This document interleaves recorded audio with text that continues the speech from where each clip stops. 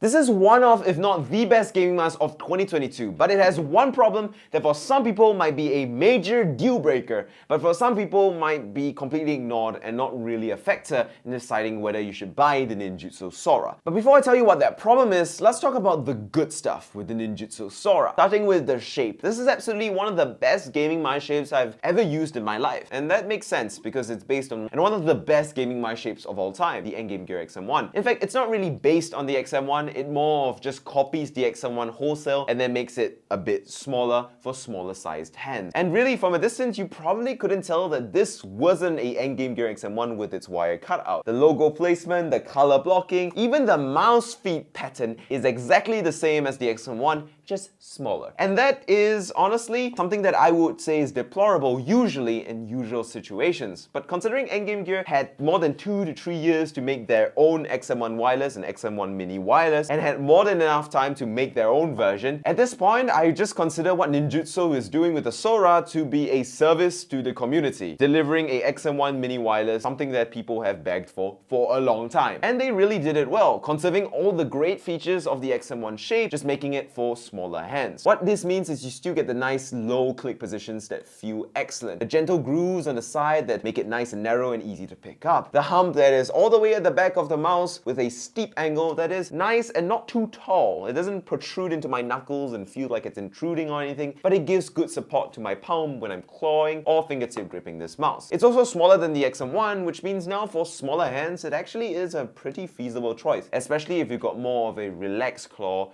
or relaxed grip, like a palm grip. For medium-sized hands, you can basically use any grip you like except palm grip on here, and for large hands, I would personally recommend you only use this mouse if you do fingertip grips or you do a very aggressive claw grip. So yeah, the shape and the size is really nice. But what's interesting about the size is that it kind of serves the same grip style and same hand sizes as the Final Mouse Starlight, which interestingly enough, it weighs the same as. The Final Mouse Starlight is 47 grams and famous for that, but the Ninjutso Sora is also about 47.3 grams as well. And that is very impressive considering this is about 1/3 of the cost of the Final Mouse Starlight, depending on where you get the Final Mouse Starlight. The Ninjutso Sora comes in at about 90 to 100 USD or about 135 to 139 Singapore dollars, which is a whopping $100 to $200 cheaper SGD wise than the Final Mouse Starlight. This also means that the Ninjutso Sora is like 100 Singapore dollars cheaper than the Razer Viper V2 Pro or the G Pro X Superlight, and also means that it is a whopping 40 to 50 bucks cheaper than the Pulsar X2 and the Lamzu Atlantis and the Pulsar X2 Mini, its main competition. But just because it's light on the wallet and light on the weighing scale doesn't mean it's light on the specs. It's a beast inside as well. It's got a Pixar PMW 3395 sensor, basically the best you can get today, and it has motion sync as well, with basically no wireless connection issues. The clicks on here are absolutely phenomenal and really nice. Super light, super crisp, super satisfying, and evenly tensioned throughout, so no matter where on the mouse clicks you're clicking, you're gonna feel great. The thumb buttons aren't the greatest. I would say they're worse than the Pulsar X2 or the Final Mouse Starlight, but they're decent. There's no pre-travel and they're light enough to not matter, though they are a bit spongy with the bottom out when you squish them all the way down. So not the best,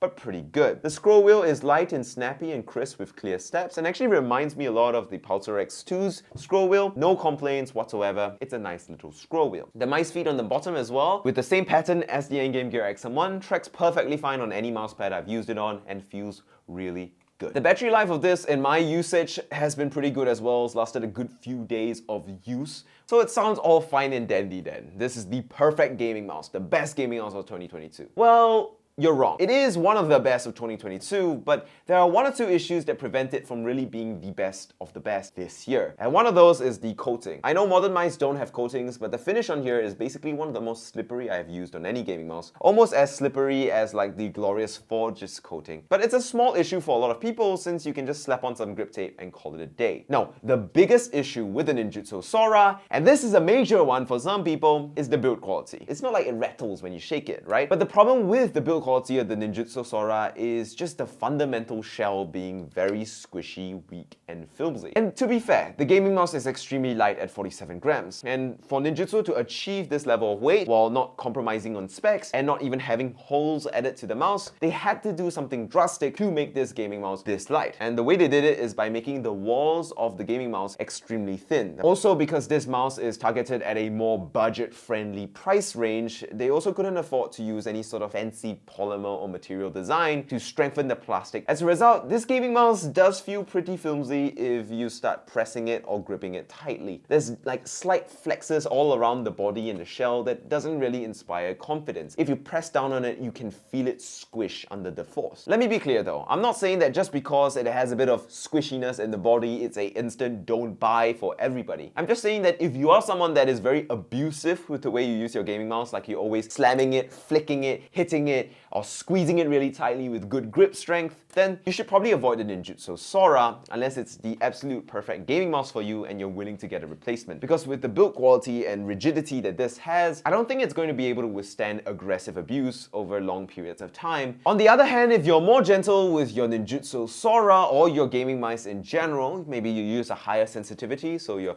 only just wrist flicking your gaming mouse, then you really shouldn't be concerned about the build quality of it because it should be fine. It's just that if you're always applying a bunch of force to it through squeezing, slamming, or flicking aggressively with a lot of impact and force, this mouse seems like it probably will crack pretty quickly if you're putting it under daily abuse. So in conclusion then, should you buy the Ninjutso Sora? Well, if you're gentle with your gaming mouse and this is the right shape and size for you, it absolutely is going to be a winner. It's one of the best shapes I've ever used. It doesn't really put a foot wrong in any aspect except its coating and its build quality, and for many people it's really going to be an excellent option. It feels good in the hand, it's got great clicks, and I have no issues to complain about. And I know I keep saying this time and time again, but really this is my new daily driver. It replaces the glorious Forge Series 1 Pro that had a short-lived span as king for like a week. And the Ninjutso Sora is my new daily, my new everyday king. And with that, thank you guys so much for watching. Make sure you like and subscribe.